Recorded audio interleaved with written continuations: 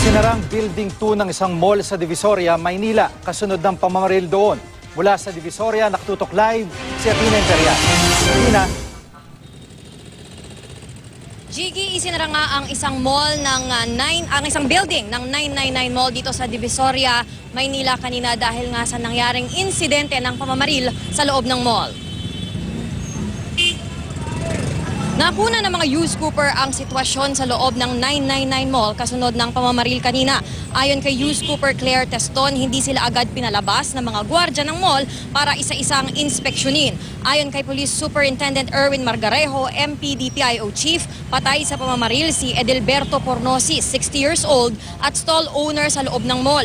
Nagtamo ng tama sa ulo ang biktima. Nangyari raw ang pamamaril pasado alas 2 ng hapon kanina. Isinara ang buong Building 2 ng 999 Mall. Kalaunan, isa-isa ring pinalabas ang mga tao sa loob.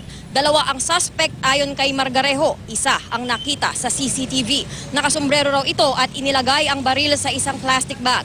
Re-reviewin ng Manila Police District ang CCTV ng mall. Sisilipin din ng MPD kung nagkaroon ng kapabayaan sa bahagi ng mall. Bukod sa negosyo, tinitingnan pa ng MPD ang ibang motibo sa pamamaril. Sinusubukan pa naming kunin ang panig ng 999 Mall. Sa kasalukuyan, Gigi, ay lockdown pa rin yung Building 2 ng 999 Mall. Samantala, business as usual o patuloy pa rin ang operasyon ng Building 1 ng 999 Mall. Gigi? Maraming salamat, Athena Imperial.